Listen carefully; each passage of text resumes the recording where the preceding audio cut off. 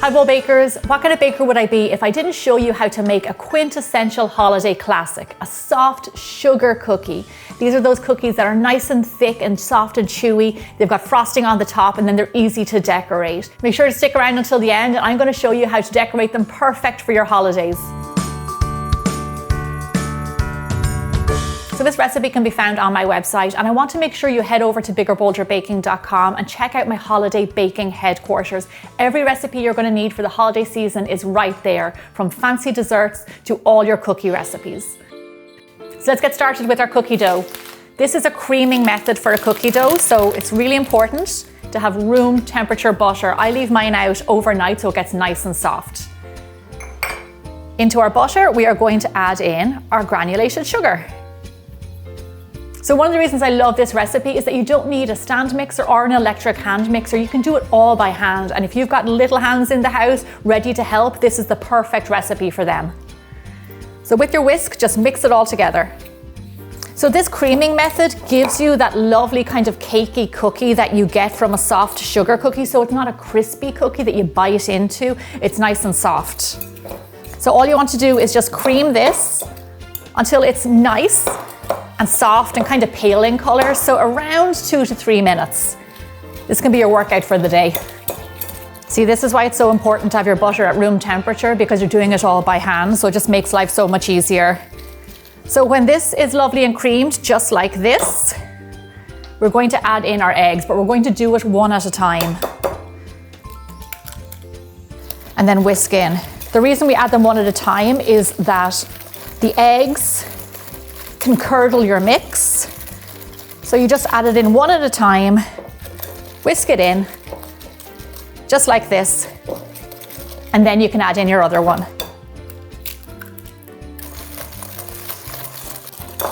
So once your eggs are combined, we're going to add in our vanilla extract, which is really important in this recipe because it is a vanilla flavored cookie. So don't be shy with the vanilla extract. So I just want to remind you to use extract rather than vanilla essence, because extract actually comes from vanilla pods and it's a much better quality. Whisk that in. And then we're going to talk about our dry ingredients. So here I've got a bowl of flour. Into this I'm going to add in my baking powder to give our cookies a little bit of a rise. And the baking powder is what gives you that cakey cookie.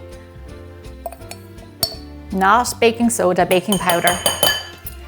And a little bit of salt, because all baking needs salt. And then just give that a mix together. For those of you who watch Bigger Bolder Baking, you'll know that I always mix my wet and my dry ingredients separately. You do this so that with your dry ingredients, your raising agent gets mixed like well throughout rather than in one lump in your dough. So just make a habit of doing these separately. And then, once they're mixed, add one into the other. And then with a whisk, just bring your dough together. And there's our dough. That's how simple it is. I'm just going to get a very festive spatula and then just bring it together like that. So now here's what you want to do. Chill your dough, because you're going to want to have it nice and cold so you can scoop it. What I like to do is actually put it into logs. And I just find that this gives you a much better shape on your cookie.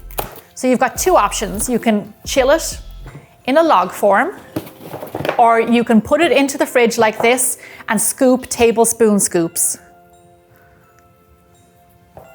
So to do the log, just make kind of like a sausage, just like this. So the thickness that you want your cookies. Roll it over in the cling wrap. Just roll it on the countertop and you should get what's kind of like a tight sausage. Then you get the shape that you want, which is nice and round. So now your dough is ready to go into the fridge. You want to chill it for a minimum of an hour, just so it's nice and cold and you can slice it.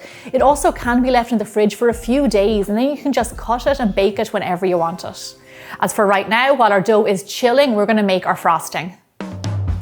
Okay, so let's talk frosting. This is a really simple recipe, and just like the cookie dough, we're going to do it all by hand. So into a nice big bowl, we're going to add in our powdered sugar. I'm going to add in some room temperature butter or vanilla extract for nice flavor. And then I'm going to start whisking it in with a little bit of milk. You just add a little bit of milk to begin with to bring it together. Because if you add too much milk, you end up with a very runny frosting. And what we want here is a nice thick frosting that we can decorate with. So this is nice and thick. I'm going to add a splash more milk just to loosen it up a little bit and make it easy for me to decorate. The reason that you just add a little bit by little bit is because you can always add in a little bit more, but you can't take it out. So there we go. That's what we want, a nice thick frosting. Delicious, perfect to decorate with. Now, this is your base frosting. What you can do is color it any color that you want. You can even divide it up and color it different colors, but we're going to do that later on. Right now, I'm just going to set it over to the side and we're going to go check on our cookies. So it's been a few hours. I'm going to take my cookie dough from the fridge and over to the table. Here I have 2 trays lined with parchment paper, just getting them ready to go. Now unwrap your cookie dough and with a sharp knife, not a serrated knife, cut your cookies to around 1/4 inch thick. This dough will make a lot of cookies. Place them on the tray and then give them a little bit of space in between the cookies, just because when they bake, they will spread out a little bit. Our cookies are good to go. Now let's get them into the oven. Bake your cookies off at 350 degrees Fahrenheit or 180 degrees Celsius for roughly 12 to 14 minutes or until a very light golden brown. I want you to stick around because we're about to decorate them. So our cookies are out of the oven and as you can see, they're a light golden brown. They really only take a few minutes to bake. Over here, I divided my frosting into 3 bowls and I'm going to color one red, green, and blue. You can color them any color you like. So I've got my whole decorating station set up. I've got my colored frosting, I've got my cookies, and I have my sprinkles. This way of decorating is really simple, but also a lot of fun. So pick a color of your choice. And using your spoon, just spread the frosting, a nice thick layer on your cookies.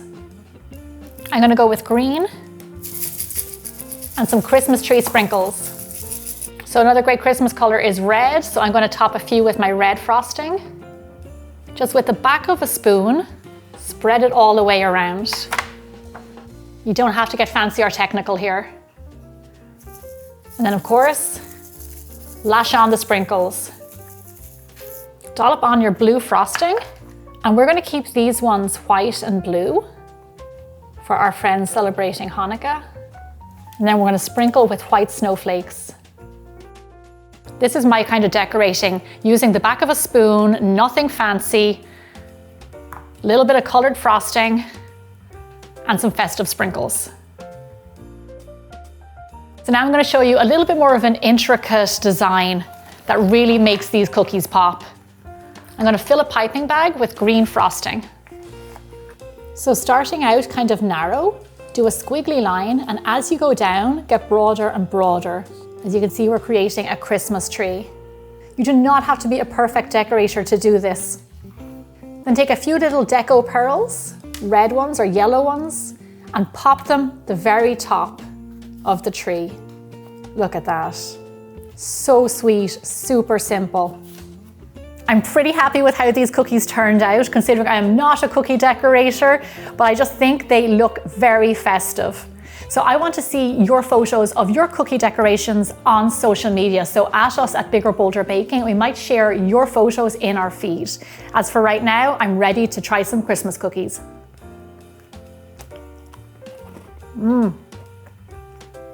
The beauty of these cookies is that they're nice and thick and soft, and with the right amount of frosting, it's just like the perfect package, and then some colorful sprinkles on top. They're perfect for the holiday season. So right now, I want you to go to biggerbolderbaking.com and check out our holiday baking headquarters. Everything you'll need for the holiday season, from cookies to fancy desserts and much, much more. And I'll see you guys back here again really soon.